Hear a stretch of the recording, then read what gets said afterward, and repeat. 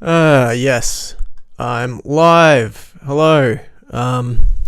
This is Hayden Quinn, even from the popular band Big Reef. I'm just clicking a few buttons here so I can go live on Instagram, as much as my stomach is telling me not to. Welcome to the very first Big Reef stream on the internet. I've been wanting to do this for a minute. I want to take anyone who's interested through the stems of our latest single, which is called The MVP. If you haven't checked it out, you simply must. It's mandated by law here in communist Australia. I'm just going to play a little bit of it. Oh yeah.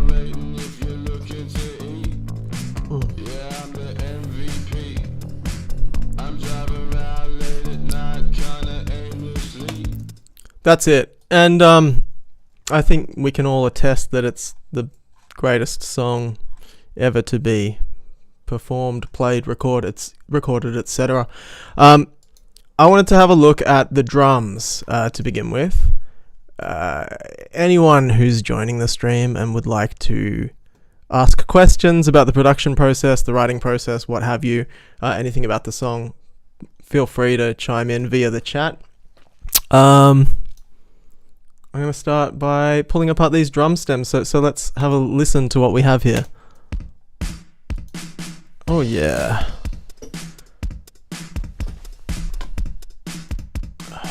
So these were all recorded, I think, on this electric drum kit here to my left. Quantized after the fact because I'm not a very good drummer, and then we went in and fucked around with all of the MIDI and aligned it and made sure that it was in time, which is something I'm not fantastic at doing as a player. And we utilized the beautiful Addictive Drums, which is this great plugin. I think we used mainly Lin drum sounds.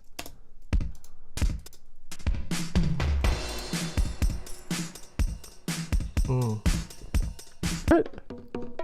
Little bit of echo on them. We used this baby audio tape effect, which I love, for adding some of that sort of tape saturation. It rolls the high end off a little bit. And also if you slam this wear knob, or I don't know, it's not really a knob, I don't know what you'd call it, fader, it starts to go real warped and warbly and nice. You hear that warbling? You can really drive those bad boys.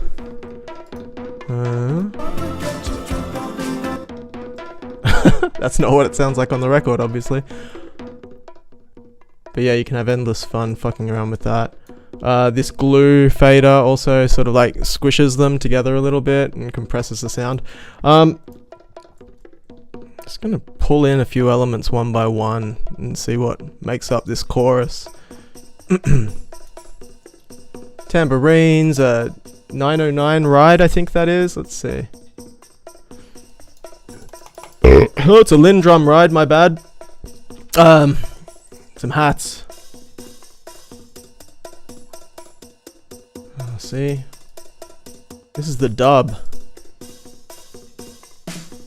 And that snare drum really is like incredibly, it's sort of the focus of the beat of the whole song. It's drives through the whole thing. You very seldom have a moment without that snare drum, and it's so prominent and loud in the mix.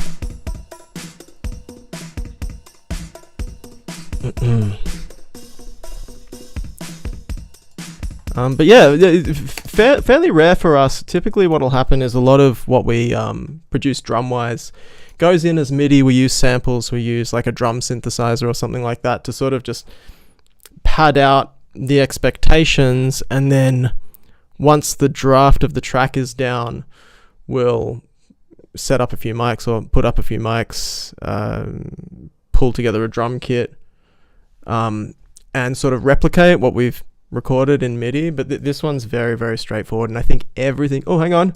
I tell a lie. One of the sessions at Morgan's house, it looks like we recorded some live tambourines. Let's get into them. Let's hear those. Oh no, that's right. I remember this. So we're going for like a we're going for a sort of 50s or maybe like a Motown sort of sound on the Thames. It's this sort of halftime section at the bridge. We got these big boomy kicks. Dum dum dum dum dum dum dum.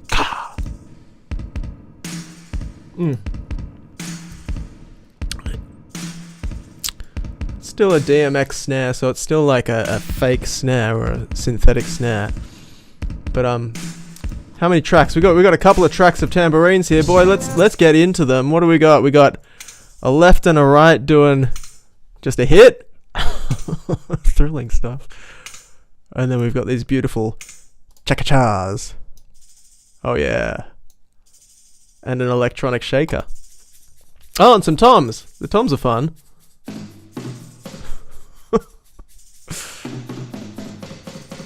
It's fun to sort of go over this because it's been a while since I've looked through these. A Spanish tambourine? What's that sound like? Okay, alright. Yep. You can barely hear those, for as obnoxious as those toms are, you can barely hear them in the mix of the track.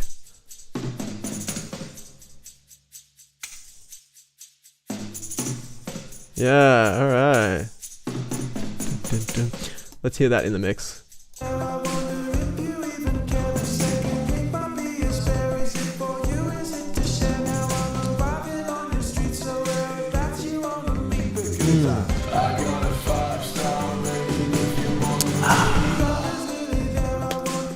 Yeah, good stuff. So yeah, not a whole heap to the drums, but Morgan replicated. I think when I first started pulling this track together, I sort of had this bass line and a couple of guitar riffs that I played here, and I recorded them live into the iPhone microphone because the sound card I was using was busted at the time, and I just upgraded to a new version of Mac OS. And of course, whenever you upgrade to the latest version of any operating system, all of your hardware stops working with your computer. So I was kind of fucked I couldn't record any live instruments into the sound card. So I sort of got a click track going up on the computer and put my iPhone just here on the desk and grabbed a guitar and sort of recorded the strings straight into the iPhone without amplifying it. And then I treated the shit out of those so we can hear those original, I think this is the bass guitar, recorded through my iPhone microphone. Oh no! So that's on an acoustic bass guitar, and you can hear the click in the background, which was coming out of the computer because I was recording it on a live mic.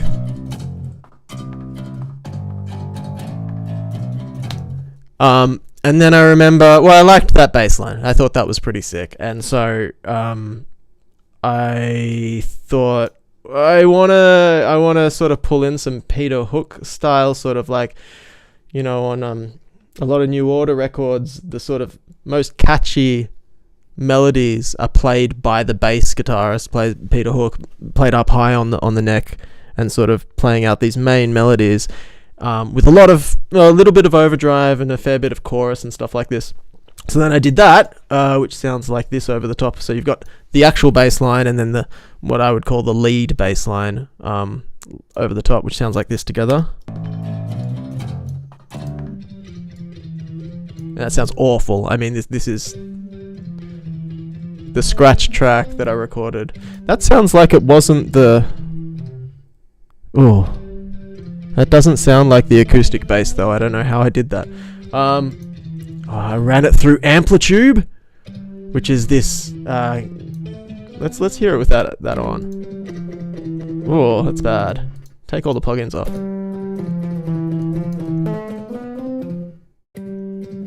Maybe it is the acoustic bass. I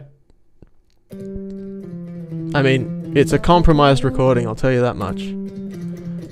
But yeah, then I just fucked around with it enough to approximate a Peter Hook sound. Chuck that over the top of my badly recorded bass line.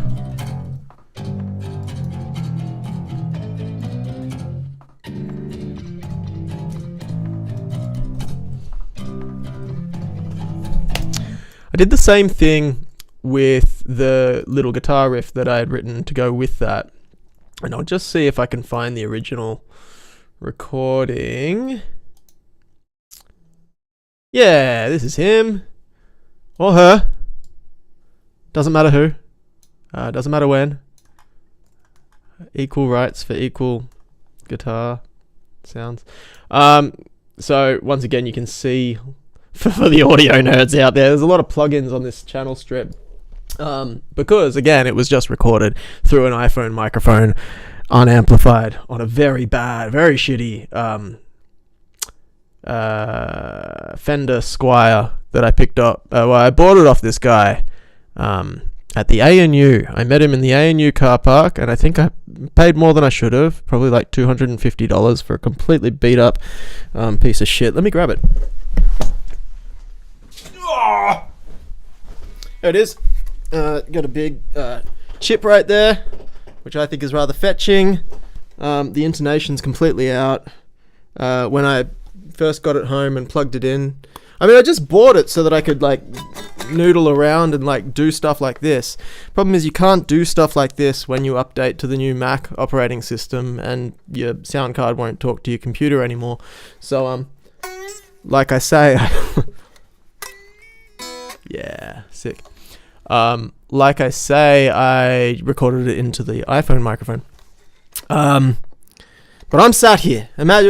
Picture this. I'm sat here playing this guitar into the iPhone, and out comes this.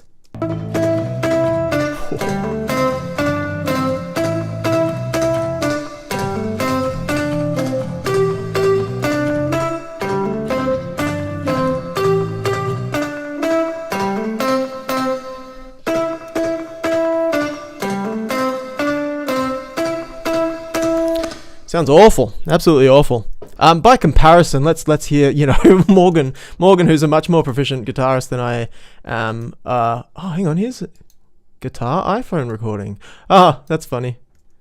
Yeah, sick. Let's get into that. Morgan, who's a much more proficient guitarist than I am, then re-recorded it on a much nicer guitar. But we did go DI, direct into the interface. We didn't amplify it through an actual amp, and you can see the treatment on this one. Very little other than this beautiful. Got to give a huge shout out to Analog Obsession, who make these amazing plugins. Go support the Analog Obsession Patreon. You give them $5, you get access to all of their plugins forever, and they're just amazing. They're beautiful sounding, very subtle sort of preamp duplications and compressors and things like this. Anyway, the re-recorded version of that guitar has gone through just an EQ and the Channel V, which is a nice compressor. I'm just gonna slide over to OBS and see that. No, you can't actually see the plugins. That's beautiful stuff. All right. Let's hear what that sounds like. Much better.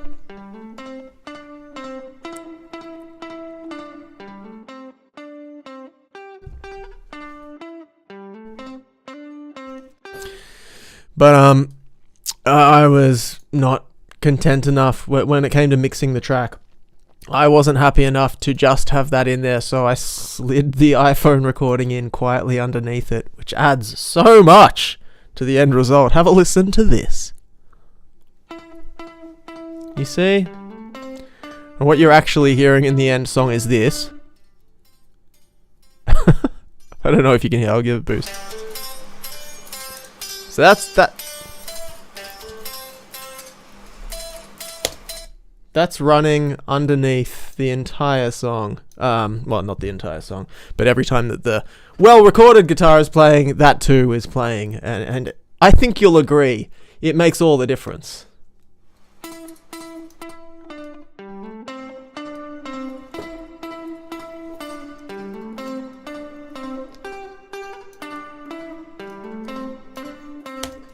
Yeah, Yahtzee.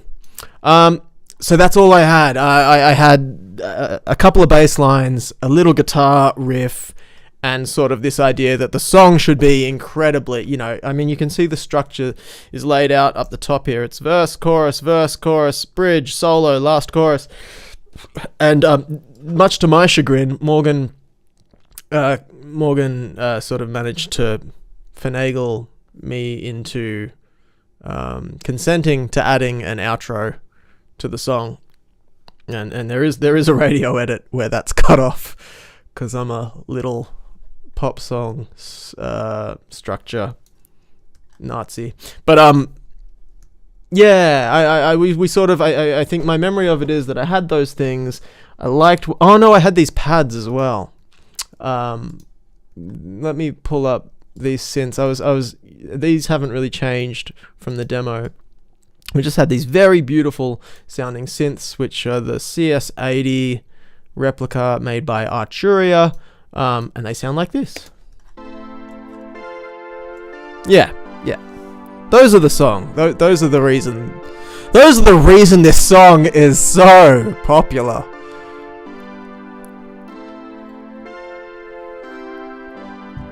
Yeah, they're very, very nice sounding. Let's hear the two different parts. What do we got? We got the stem called Bright Pads.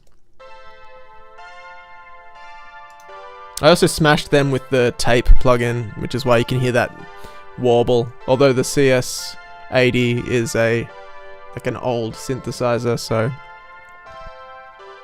you can sort of like crank up the quote-unquote analog knob on that synth and kind of make it malfunction a bit and warble in and out of tune, which I've probably done as well. So that's the bright pads. Let's hear the dark pads. I have a bright side and a dark side. Beautiful stuff. It's a good sound.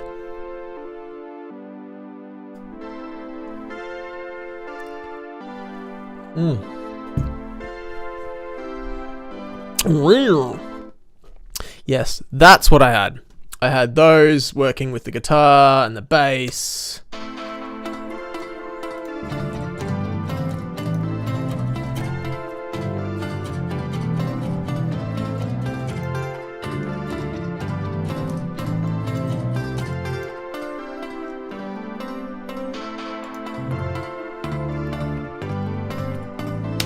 I've just removed the amateur sort of early acoustic basses and put in the one that Morgan re-recorded.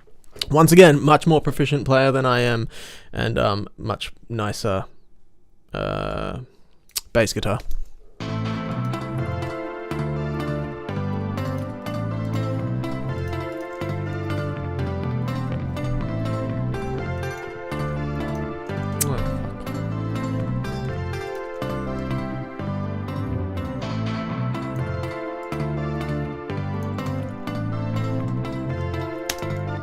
This so it's called the dub guitar here. This was, I think, just a remnant of an iPhone recording, just because it sounded so good once I'd treated it through the tape delay. Let's hear that. It's a good sound. It's a good sound. No one can deny it. So took that to Morgan's. And we fleshed it out into a song. So just sort of had, 16 bar loop, and then we really took it to the Matthews Bridge. Excuse me 1 second. Oh. All right. So let me tell you a little story about. Actually, let's hear the bass guitars. Once they were re-recorded. Oh, it sounds much better. Shouts out Tom Dahomey, a fantastic musician, friend of ours from Melbourne, who I was mixing a song for Tom Dahomey a couple of years ago, and no, we were collaborating on a song with him, which will eventually come out. But some of the guitars he had recorded in the initial demo just sounded so good, and I had to find out how he got such a beautiful tone on them. And he mentioned this Ampeg SV TVR replica plugin. It's just an amp sim. I'm sorry you can't see it on the screen right now. But he said, "Oh, I use this." And I said, "Very interesting. I will start using that as well." Turned out that we already owned it and just never used it. So we're running this through that. It does a great job of sort of adding grit to this bass guitar line, I think.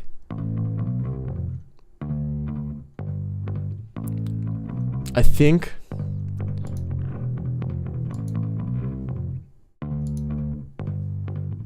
think I've also got like this parallel bass chain called bass grit. I don't know if this will. There we go. That's running parallel to the sort of drier bass, and that really adds a lot. So that's it without, and then we slowly fade him in. Just that little bit of grit really makes my ass go on fire. What else we got? This guy.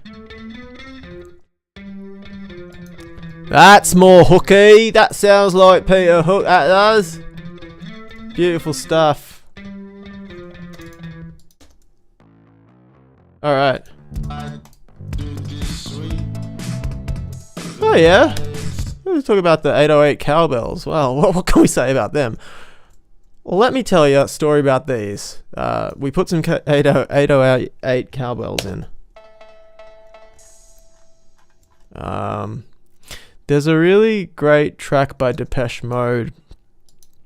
I can't think of the name of it right now, but it's one of their earlier tracks that has like 808 cowbell. I can't say that phrase. 808 cowbells going throughout the a lot of the song, and they're recorded onto tape, as was the fashion at the time.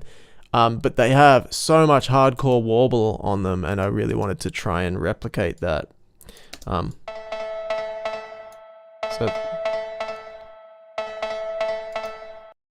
So we're running a spring reverb, a fake spring reverb by Arturia again, who make great plugins, and I've really amped up the wear on the tape plugin to make that boy warble.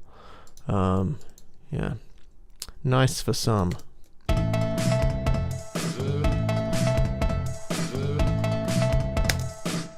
Alright, but let's get to the source. Let's get to the real source. Let's have a look at some more synths. Why not, eh? So let's go to the chorus.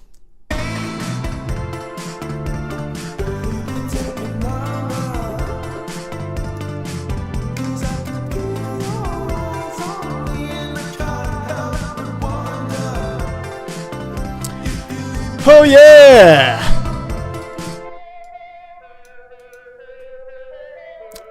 That's just the Logic Retro Synth. Very simple patch on a very simple plugin for a very simple pair of dudes.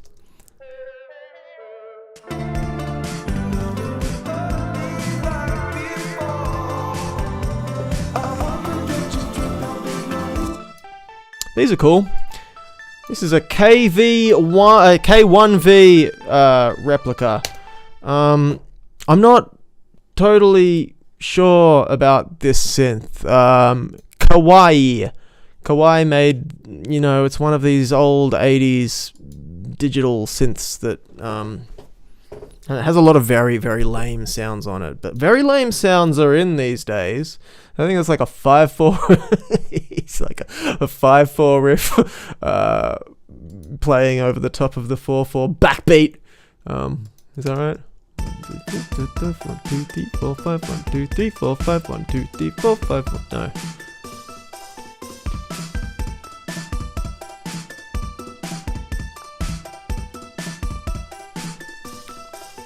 Some strings. This could be the remix. This is sick just by itself.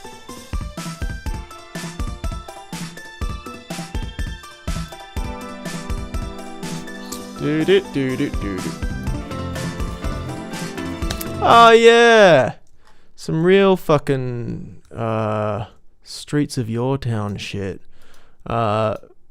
these acoustic guitars that come in twice in the whole song, just in the sort of last 8 odd bars of the chorus. So yeah, to get out of the chorus.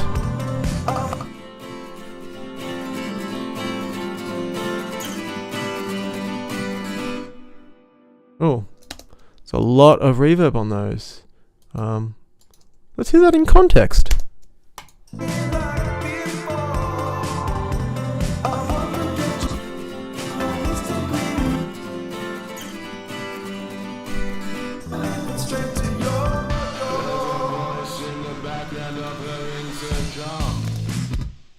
I mean, there are some, like, I don't know how interesting it is, but there's like moments of production, little flourishes to sort of bridge between sections, like this little bass thing that goes here.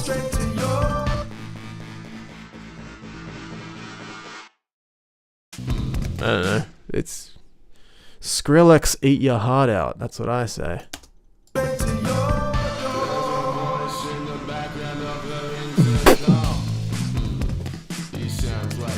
There's also like look at all the plugins on this.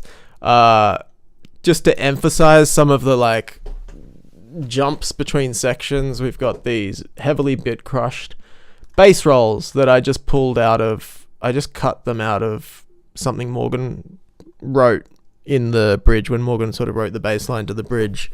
There are a lot of rules and stuff, and like we must capitalize on the rules. So these are heavily compressed, very bit crushed phaser. I mean, like I sort of remember when I was treating them, thinking a lot of wanted to sound like some of the more disco-y stuff that Daft Punk did. There's a few of those. What else we got? Let's listen to Everyone. Ooh, that one's good. What's this one do? Alright, here's another one over here. What's this do? Oh, that's a new one. Oh, one at the end. Okay. Oh. I'm anything if not a completionist. Oh, what's this one? Hang on, there's another one here. This one looks long.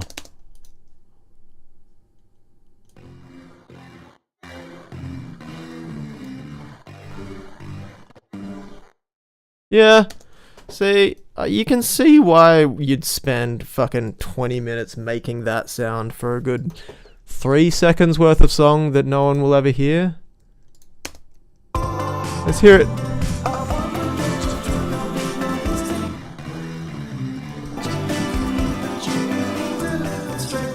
I mean, the autism diagnosis is incoming. I don't know why we would do that. What else can we look at? There's more cool stuff in the synths. Actually, these 2 pad hits, they only come in once in the song or twice in the song. These were in the original demo, and there's something weird about, I don't know, maybe it's growing up poor. Maybe growing up poor, where you've got to, scrimp and save and don't let any food go to waste. You never let any of the stems from the original demo go to waste. You must use every little thing. So something in me wouldn't let me just delete this stem. Let's hear them. They're beautiful. Oh yeah. That's going to make all the difference. That's going to get this on the radar of Mr. Record Label Exec. So those made the cut. You want to hear them in context? I know you do.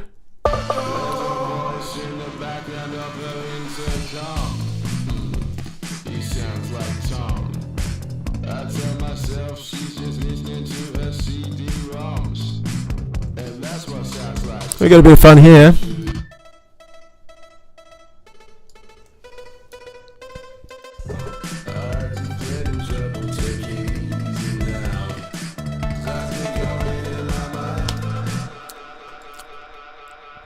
I think there's always like a constant battle.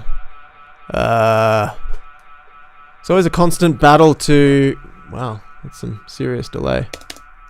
Shh. Constant battle to keep have something new come in and sort of, I don't know, especially when you're working with a song that is so repetitive and really does only have 4 chords through the whole thing.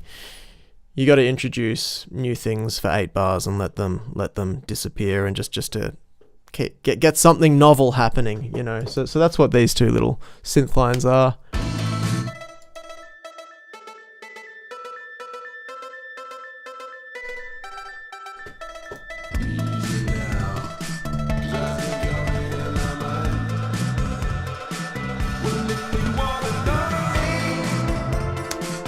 We had to write a bridge. I would say Morgan probably wrote this entire bridge.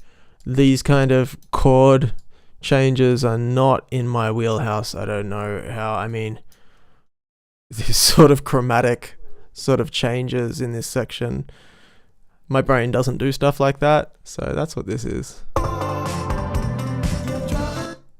Oh yeah, a little bit of a overload there in Logic. Sorry.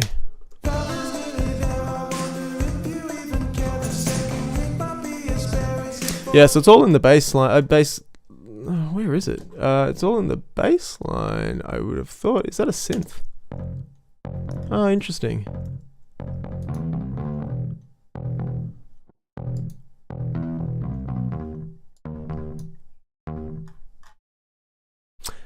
So for some reason...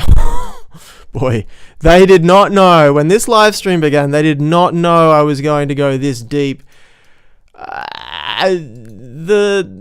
That's a sample. We've taken a single pluck of something Morgan played earlier in the song and sampled it. If you can see that MIDI, sampled that single bass pluck and like mapped out the bass line on in MIDI for some reason.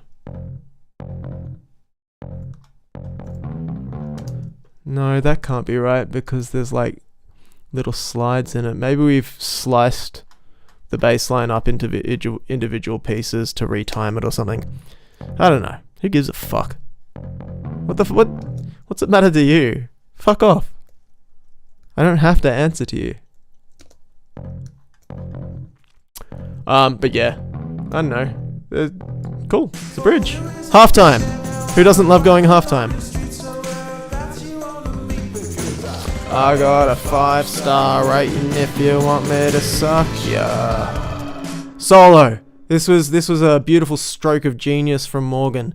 He was like, "Oh, the solo," and I think he recorded this here, probably also on this piece of shit guitar here. Real basic. Just bending some strings, trying to get some vibe going, you know. Sometimes it's actually just about getting the vibe. Yeah, that's the vibe.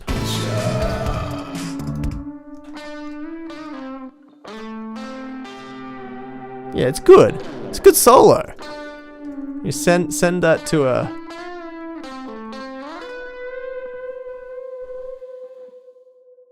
You can't front. That's sick.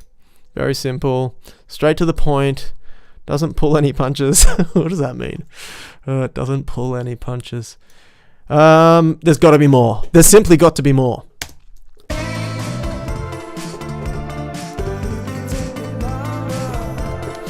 This is hands down probably for some reason this is my favorite part of the whole song. In the third chorus, is it the third chorus? I think it's the third chorus. The last chorus. We do this thing with the K1V kawaii piano synth thing. We just mimic what the vocal line does in the hook with the da da da da da da da da da da. That was good. We just mimic that here.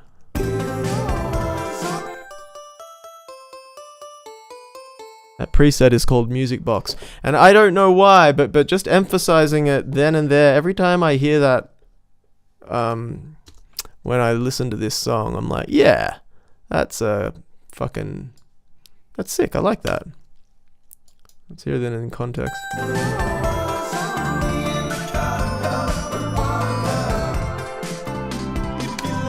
Really makes you want to call home to mum and tell her you love her, you know? Let's get to the vocals. So coming into the second session after we sort of had this demo sort of 4 chords sort of thing,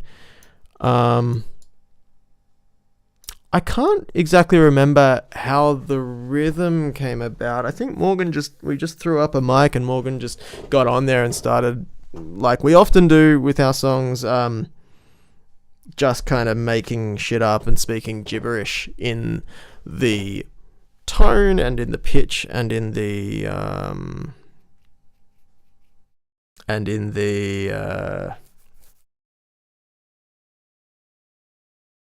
volume. In the vibe that the song is asking for, making up noises and words that sound like they might be words, and then eventually we rewrite those lyrics together so that they make sense.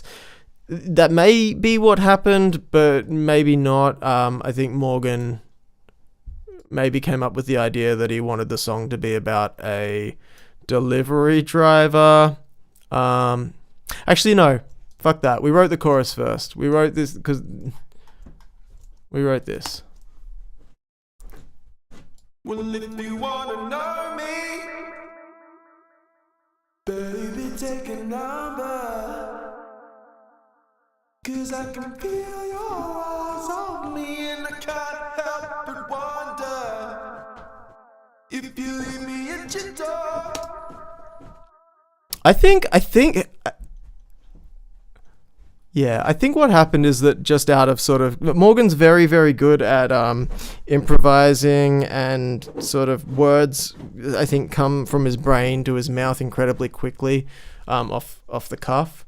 And so I think what happened is the words, if you want to know me, baby, take a number, came out of his mouth. And I just thought I think it's a very funny thing to say. And I also think that it's like, I don't know, the idea of telling someone to take a number. You don't hear that anymore. And I'm fucking mad about it.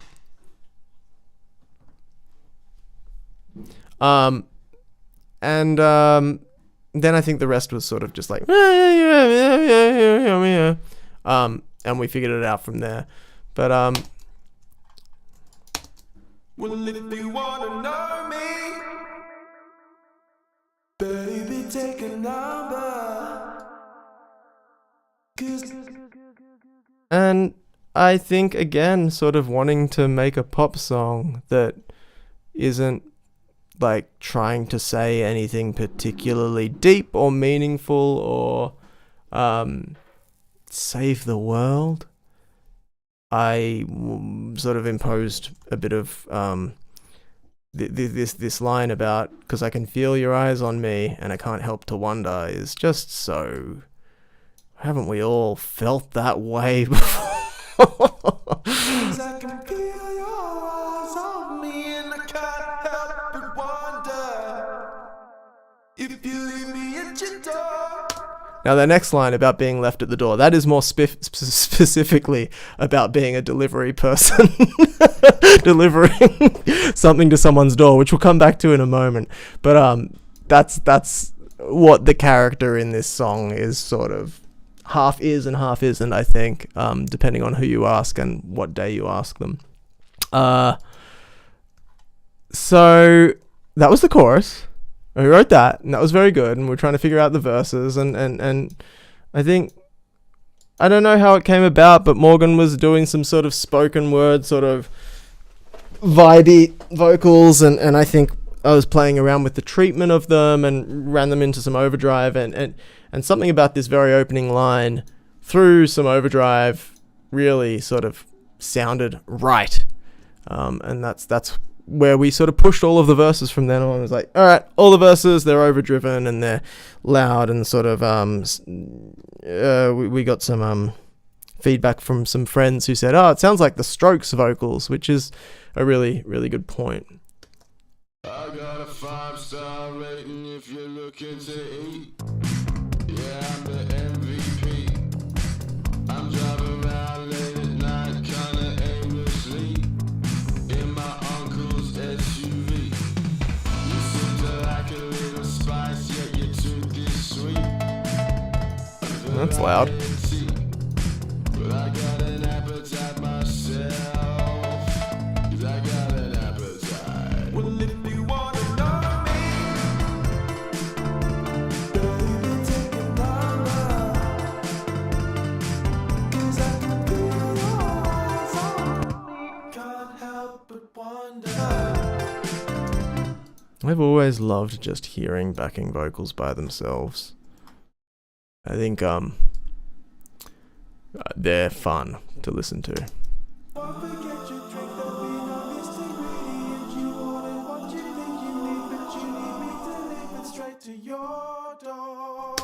A lot of phaser on the group vocal there. That's nice.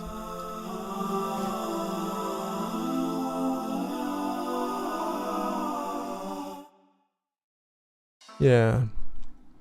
What else we got in backing vocal land? Listening to her CD-ROMs, and that's what sounds like.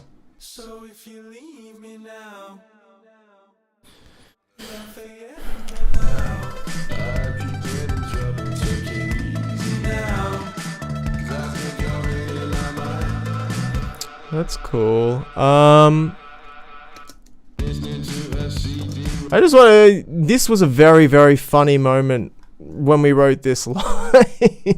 I don't know. It sounds like I'm sucking my own dick, and I will be doing that after this live stream because I've removed 2 of my ribs. This line is funny to me. CD-ROM. Hmm. There's a voice in the background of her intercom. He sounds like Tom. I tell myself she's just listening to her CD-ROMs, and that's what sounds like Tom. Who's Tom? I don't know. I just think like pushing out lyrics with this sort of assumed knowledge that the listener knows who we're talking about and what the deal is with this Tom guy and why you'd be jealous of him is very, very funny to me. It's a shame no one else thinks that.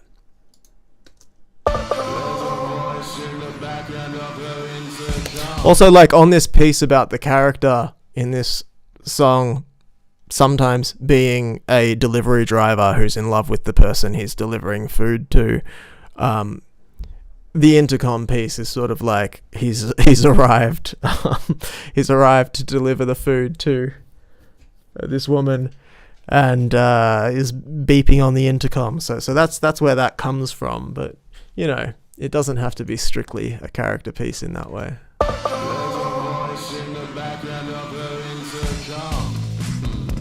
He sounds like Tom. I tell myself she's just listening to her CD-ROMs, and that's what sounds like Tom. So if you leave me now, standing on the corner laughing now, I could get in trouble. I don't know what sometimes I don't know what any of these lyrics mean. I really like that. if you leave me now, standing on the corner of Lafayette and Canal, I could get in trouble. For what for? What's this guy gonna do if you leave him?